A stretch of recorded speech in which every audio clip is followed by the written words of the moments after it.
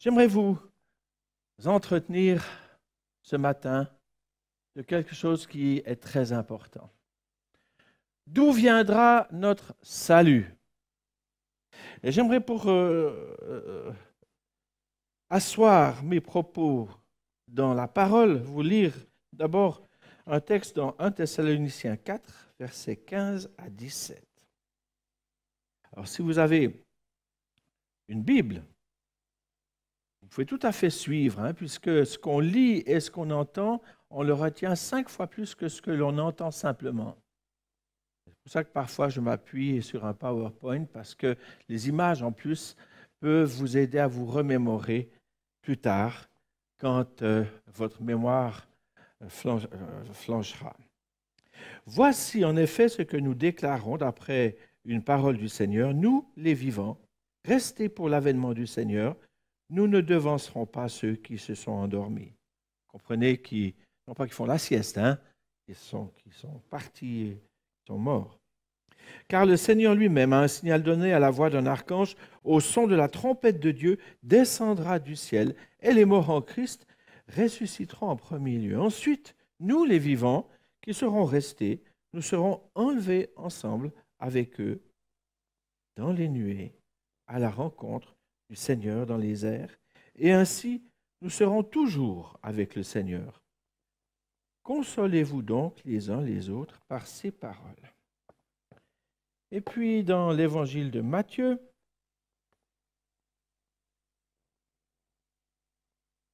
au chapitre 24,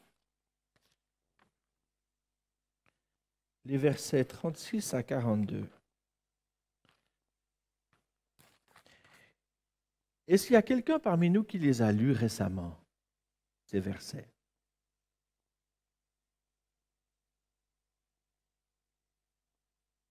Du moins dans l'année. C'est bon, voilà. Matthieu 24, les versets 36 à 42. Pour ce qui est du jour et de l'heure, personne ne les connaît, ni les anges des cieux, ni le Fils, mais le Père seul. Comme au jour de Noé, ainsi en sera-t-il à l'avènement du Fils de l'homme. Car dans les jours qui précédèrent le déluge, les hommes mangeaient et buvaient, se mariaient et mariaient leurs enfants, jusqu'au jour où Noé entra dans l'arche. Et ils ne se doutèrent de rien, jusqu'à ce que le déluge vienne et les emporte tous. Il en sera de même à l'avènement du Fils de l'homme. Alors, de deux hommes qui seront dans un champ, l'un sera pris et l'autre laissé.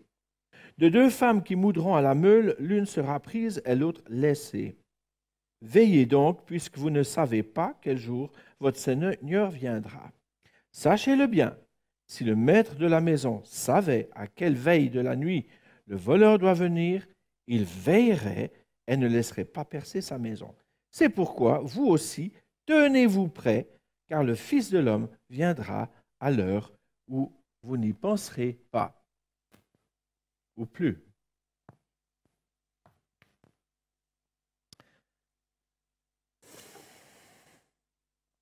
Je suis triste de constater que le message du retour du Christ est passablement délaissé d'une manière générale dans le christianisme aujourd'hui. Et je ne parle pas des églises institutionnelles qui peut-être ont perdu la capacité d'un couteau tranchant, de l'épée et de l'esprit, mais je parle de notre monde évangélique. J'ai l'impression que le bien-être, le mieux-être, l'évangile centré sur l'individu, c'est le message principal qui est annoncé. Alors, ça me rend triste parce que ce qui, pour moi, est le moteur de ma foi, c'est l'espérance d'un jour où Jésus reviendra, prendre son Église et ramener l'ordre sur la terre. Le seul espoir pour ma foi, il est enraciné dans la promesse du retour de Jésus. En attendant, on constate aussi que beaucoup de chrétiens vivent dans la crainte. Ils ont la foi en bloc, mais le doute dans le détail. Ils savent qui est Dieu, ils savent mettre leur foi en Jésus-Christ, mais c'est plutôt une atmosphère, une ambiance craintive qui habite leur cœur au quotidien. Et si nous sommes honnêtes avec nous-mêmes, eh bien, on doit reconnaître que c'est vrai qu'il nous arrive parfois d'être saisis par un sentiment, s'il n'est pas franchement de la crainte. C'est pourtant une tension et un défi à notre foi. Particulièrement ces temps, à cause de la situation sanitaire ou de la situation internationale, où on voit les démons de la guerre remontrer leur tête. Mais on est peut-être aussi à faire face à des situations particulières, par crainte du lendemain peut-être.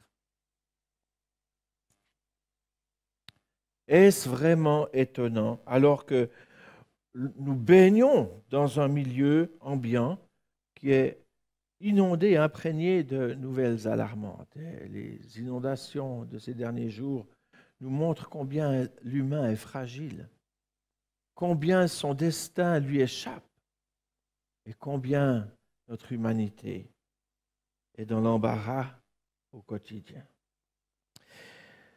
Logiquement, c'est vrai que nous avons de quoi, comme on dit dans le canton de Vaud, avoir les flopettes.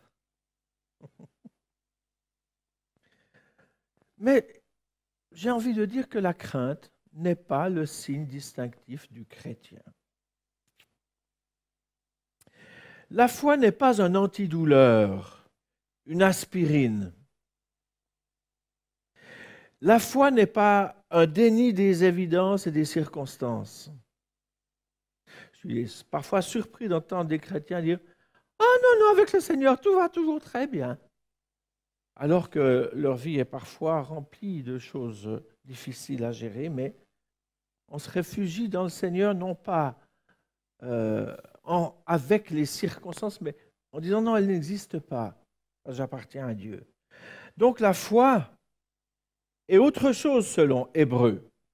La foi est une ferme assurance des choses que l'on espère, une démonstration de celles que l'on ne voit pas. C'est-à-dire qu'elle n'est pas le démenti des circonstances négatives, celles que l'on perçoit, celles auxquelles on fait face. Mais humainement, la foi qui produit la confiance, c'est une folie.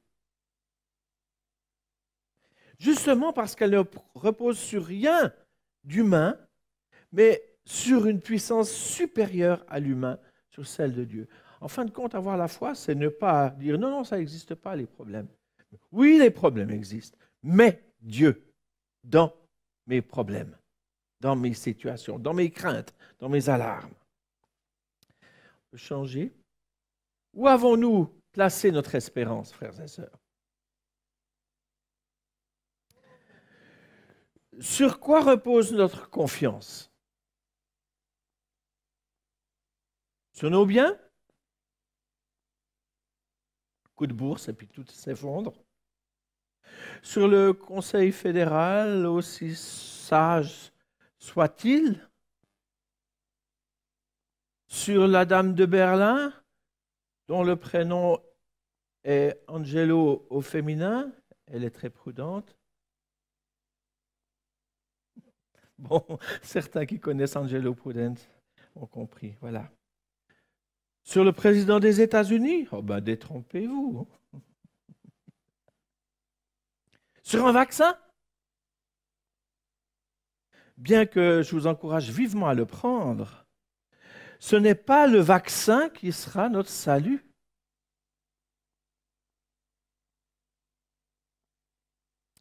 Ce matin, j'aimerais encourager tous ceux qui comptent sur Dieu, tous ceux qui ont choisi de croire en un Dieu souverain, puissant, capable d'intervenir et d'assurer un avenir. J'aimerais vous encourager. J'entends tellement de messages chrétiens anxiogènes que je me dis, nous avons mieux à faire dans ce temps que de faire peur aux gens. Nous devons les encourager à mettre leur foi sereine et entrer dans la paix de Dieu. Et ce matin, j'aimerais vous orienter dans ce sens, afin que vous puissiez vivre au quotidien sereinement. Non pas dans le déni, mais sereinement. Amen. J'aimerais souligner que celui qui a reconnu Jésus-Christ comme son Sauveur et son Seigneur a une vivante espérance. Il existe une sécurité à l'intérieur de l'Église de Jésus-Christ. Il y a une promesse attachée à la communion fraternelle qui n'est pas attachée à l'individu. Mais dans l'Église de Jésus-Christ, il y a une sécurité. La Bible affirme, entre bien d'autres choses, que dans des temps difficiles, de confusion, de guerre, d'angoisse, temps prédit avec précision, Dieu va préparer un salut collectif, une délivrance miraculeuse pour son Église dont vous êtes. Dieu n'est pas surpris par les circonstances. Dieu les connaît. Il les gère.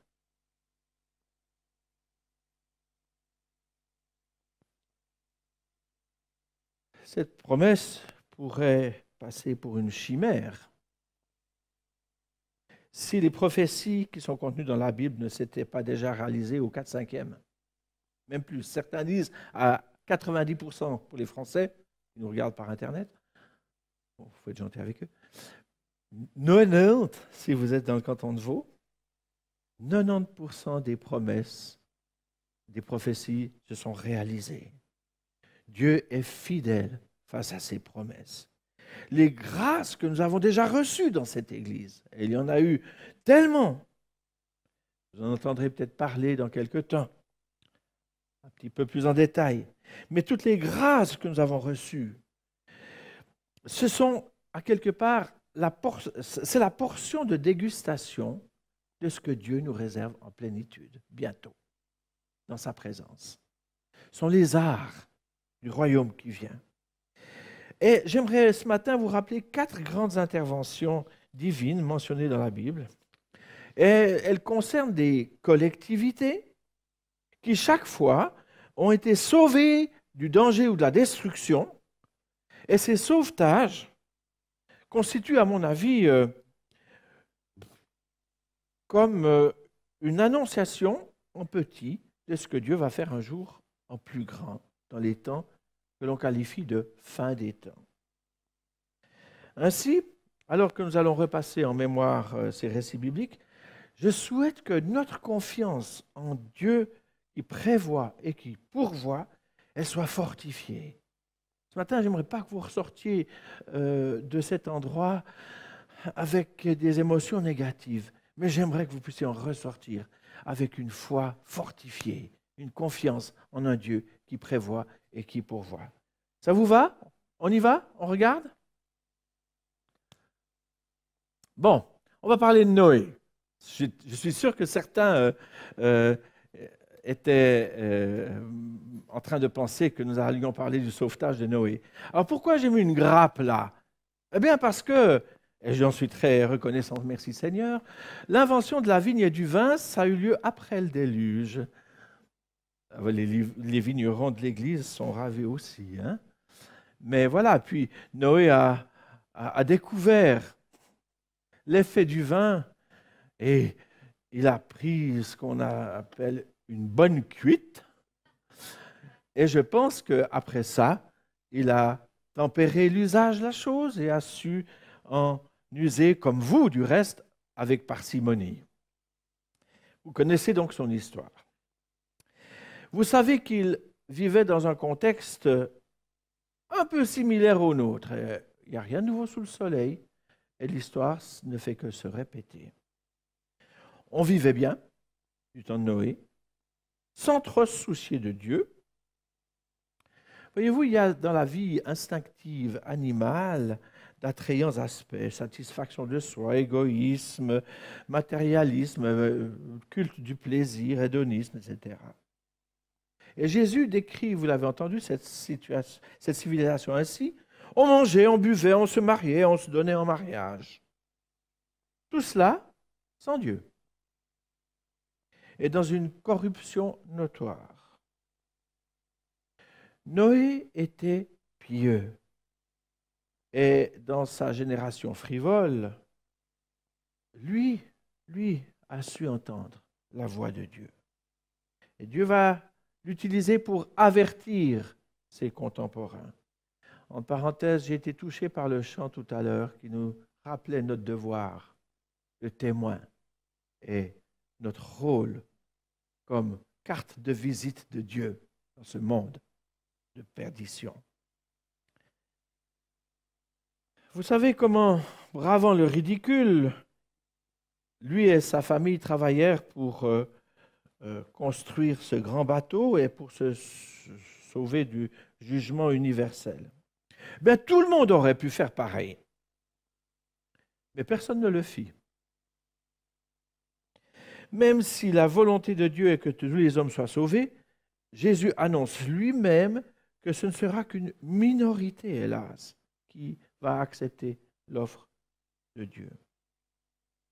Les fouilles archéologiques dans la Chaldée ont révélé que sur toute cette région du monde, il y a une épaisse couche d'argile sous laquelle on a découvert une civilisation enfouie. Et certains commentateurs, archéologues, pensent qu'il s'agit là d'une inondation monumentale, d'une exceptionnelle ampleur, qui a tout englouti et enseveli. Puis, ce que nous avons vu à la télévision sur ce qui s'est passé en Allemagne nous confirme que l'eau est même plus puissante que le feu, plus destructrice encore, et qu'en un rien de temps, tout peut partir. Donc là, on a la preuve qu'un châtiment a fondu sur l'infidélité des hommes. Mais nous voyons que Noé et les siens furent sauvés, épargnés, grâce à leur foi en l'avertissement de Dieu et grâce à leur obéissance. On va changer de scène. Ah, Sodome. Là, il y a un autre récit de sauvetage, vous le connaissez aussi. C'est dans Genèse 18 et 19. C'est dans la ville de Sodome, dont le nom tristement célèbre est devenu un symbole et un synonyme de débauche. Lot est le neveu d'Abraham, pour ceux qui ne savent pas. C'est là qu'il habite, parmi cette population corrompue. Or, le vice de cette population appelle à un jugement dans l'eau. On pourrait se demander si celui qui caractérise celui de notre société occidentale n'appelle pas aussi un jugement de Dieu. Du reste, Billy Graham a écrit dans un de ses livres que si Dieu ne juge pas notre civilisation et notre société, il devra présenter des excuses à Sodome et Gomorrhe. Billy Graham. Mais au temps marqué par Dieu, ces villes corrompues vont s'embraser, elles vont se soulever, elles vont disparaître. Et c'est curieux parce que l'analyse des sols dans cette région, j'avais du reste fait une recherche quand j'étais étudiant, l'analyse des sols montre que ces sols ont été soumis à une très haute, très forte température et que le sol a le même aspect que là où il y a eu une explosion atomique. Et on a découvert qu'à dans cette région, il y a des poches de bitume et de gaz souterraines. Du reste du temps de Jésus, Joseph Flavius, l'historien juif de nationalité, de citoyenneté romaine, dit que l'on prenait des barques pour écumer la mer morte et pour récolter le bitume qui flottait, pour l'utiliser comme pour imperméabiliser les barques. Donc, une région où il y a un combustible important dans son sol. Alors, les archéologues qui ont identifié l'emplacement de ces villes maudites ont situé ces sites maintenant du côté jordanien du Jourdain. Et il y a des années, j'aurais eu la possibilité de participer à une fouille archéologique là-bas, mais pour différentes raisons, je n'ai pas pu m'y joindre, mais j'avais été invité à faire des fouilles là-bas. Ça m'aurait beaucoup plu. Me dire d'aller constater de visu ce qui s'est passé là-bas. Mais le sauvetage de Lot et des siens préfigure le sauvetage de l'Église comme au travers du feu.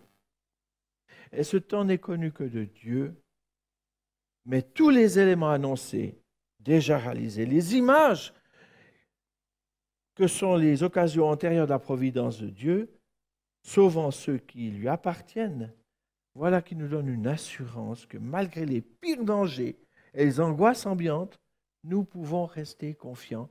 Dieu a un plan pour son Église. Amen. Changer de circonstances. Et là, Israël sauvé de l'esclavage et de Pharaon. Secours miraculeux.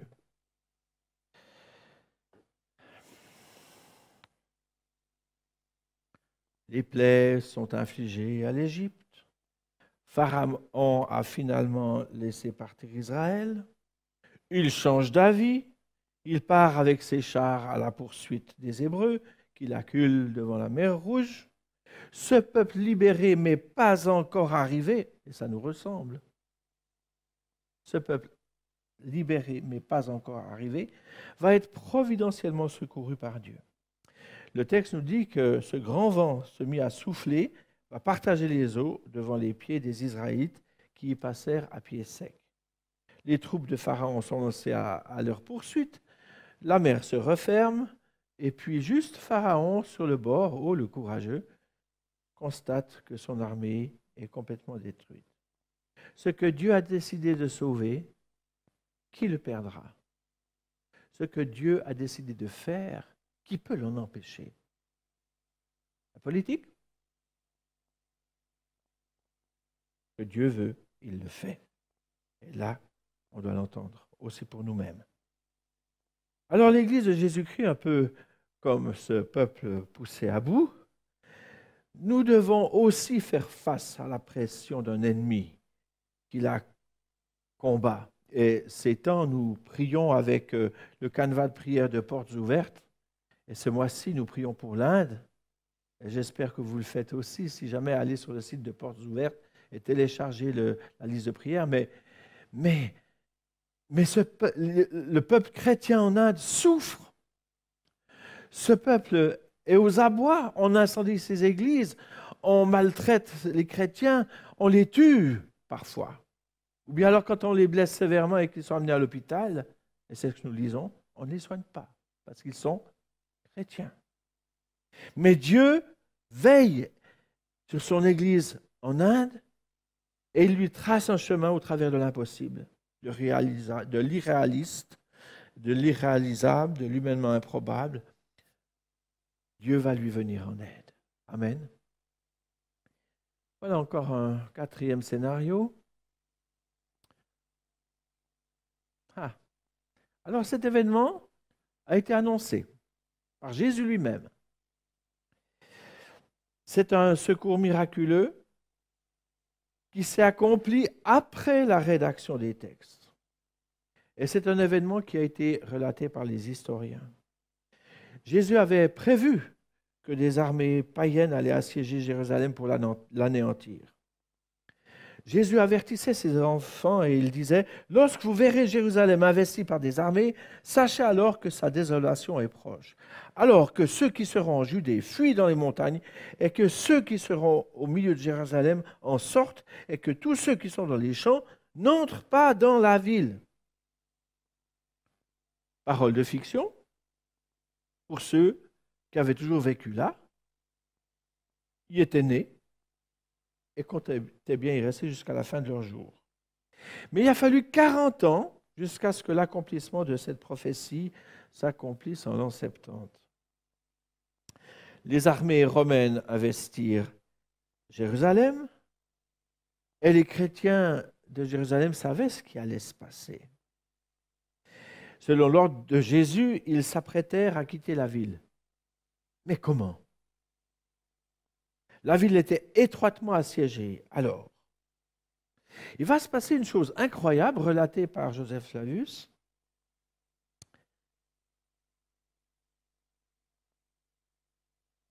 Le commandant Cestius attaqua la ville, détruisit une partie de la muraille, et pour une raison inconnue et inexplicable, il va se retirer. Et pendant une courte période de 3 ans, les Yérosolamites, les habitants de Jérusalem, vont se croire à l'abri. Ils vont même faire une contre-attaque, sortir de la ville et puis avoir une petite victoire et ils se sont crus sauvés. Mais les chrétiens qui avaient en tête la prophétie de Jésus ont profité de ce temps-là pour partir. Ils sont allés s'établir principalement dans la ville de Pella et à peine les chrétiens étaient-ils sortis de la ville que les armées romaines ont détruit complètement Jérusalem. Alors Joseph Flavius, historien, qui devait souvent passer par Marseille, dit qu'1 million de personnes furent tuées, ce qui est largement au-dessus du potentiel de la ville, mais en tout cas, pas grand monde en a réchappé, voire personne.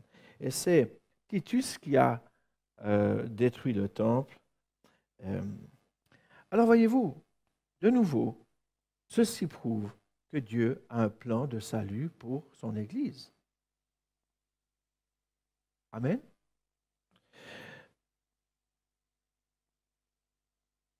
Moi, je suis stupéfait de constater qu'il y a des scénarios qui se sont répétés et un scénario va se répéter encore. Il faut conclure. Tout comme le Seigneur a prévu et pourvu pour que Noé et les siens échappent au déluge, tout comme Lot et les siens ont été sauvés du feu, tout comme Israël est sorti d'Égypte, tout comme les chrétiens de Jérusalem ont été sauvés in extremis, Dieu a prévu un plan de salut pour tous ceux qui placent leur confiance en lui. Dieu ne punit pas le juste avec le coupable. Tous ceux qui ont trouvé leur justice et leur pardon en Jésus-Christ seront sauvés du châtiment de la fin des temps. Moi, je le crois. C'est assuré. Ce matin, en réfléchissant encore à ce que j'allais vous dire, le Seigneur m'a mis à cœur que certains parmi nous ne sont pas encore au bénéfice de cette assurance du salut. Certains n'ont pas adhéré de cœur à la personne et à l'œuvre de Jésus-Christ. En d'autres termes, ils ne lui ont pas donné leur vie, ils n'ont pas pu chanter « Je te donne ma vie, ne m'appartient plus ». Non, vous n'avez pas pu le chanter vraiment avec conviction. Et le Seigneur vous appelle ce matin à venir à lui confier votre vie, à lui donner votre cœur, siège de vos sentiments et de vos émotions. Jésus a promis à ses disciples, « Sois sans crainte, petit troupeau, car votre Père a trouvé bon de vous donner le royaume. » Mais fais-tu vraiment partie de son troupeau? Question. Ne craignez pas ceux qui tuent le corps et qui ne peuvent tuer l'âme, dit Jésus. Craignez plutôt celui qui peut faire périr l'âme et le corps dans la géhenne, c'est-à-dire dans le feu de l'enfer. Ce que Jésus dit, tout simplement, c'est qu'il ne faut pas craindre ce qui peut nous nuire physiquement, mais qu'il faut absolument se soucier de notre âme, de son sort, de notre salut. Dans l'Épître aux Hébreux, nous lisons ceci. Prenez garde, frères, que personne parmi vous ait un cœur méchant et incrédule, au point de se détourner du Dieu vivant. Mais exhortez-vous chaque jour aussi longtemps qu'on peut dire aujourd'hui, afin qu'aucun de vous ne s'endurcisse. Aujourd'hui, si vous entendez sa voix, n'endurcissez pas votre cœur. Craignons donc, tant que la promesse d'entrer dans son repos subsiste, que personne parmi vous ne pense être venu trop tard. Aujourd'hui, c'est le jour du salut. Vous le croyez? Aujourd'hui, Dieu t'appelle. Aujourd'hui, si tu n'as pas mis ta vie vraiment en ordre avec le Seigneur, et si tu es un vague croyant, moyen catéchisé peut-être, ça ne suffit pas. Entre dans la présence même de Jésus par la foi. Invite-le dans ta vie. Donne-lui ton cœur. S'il y a une crainte à avoir, voyez-vous, c'est celle de passer à côté du salut que Dieu nous offre. Chose presque choquante de l'extérieur, si l'incrédule lève aujourd'hui les yeux vers le ciel avec anxiété, le chrétien, lui, élève son regard avec espérance. Selon ce que Jésus a annoncé, quand vous verrez ces choses, levez vos yeux, car votre délivrance est proche. Moi, je crois au retour de Jésus, mais je souhaite que le maximum de personnes puissent entrer dans ce salut que Dieu nous prépare. Alors résistons aux craintes de cette époque. Entrons dans la paix de Dieu. Ne regardons pas aux circonstances, bien qu'elles soient bien là, mais regardons à celui qui est en dessus des circonstances. Repoussons la tiédeur et le fanatisme. Cessons de nous reluquer le nombril, mais regardons à Dieu, parce que Jésus revient bientôt. Je le crois, je l'attends, et je vous invite de même à attendre le retour du Seigneur. Nous avons tout pleinement en lui, parfois tout ce que nous recherchons de la mauvaise manière. Centrons-nous sur lui, attendons-le, invitons-le. Je vous invite à courber vos fronts et à prier.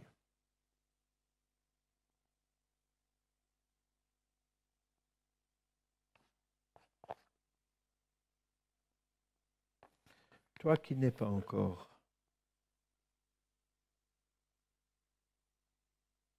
de ceux qui peuvent dire « J'aime Jésus, je lui ai donné ma vie et je l'attends avec impatience ». Le Seigneur t'appelle. Il veut t'inviter à venir à lui comme tu n'es encore jamais venu à lui, ou à revenir à lui parce que tu t'es distancé par les soucis du monde, par différentes circonstances de ta vie. Le Seigneur t'aime et il te veut à lui. Reviens, viens, il t'attend. Seigneur, je te prie pour tous ceux qui, parmi nous, sont dans la crainte pour différentes circonstances, que tu puisses fortifier leur espérance, animer leur foi et les faire entrer dans cette quiétude des enfants de Dieu qui savent que le Seigneur prévoit et pourvoit. Seigneur, bénis tous les anxieux parmi nous. Bénis tous ceux qui, au quotidien, regardent aux circonstances plutôt qu'à toi. Merci de fortifier leur foi et de les amener à toi. Pour ta seule gloire, Seigneur. Alléluia. Amen.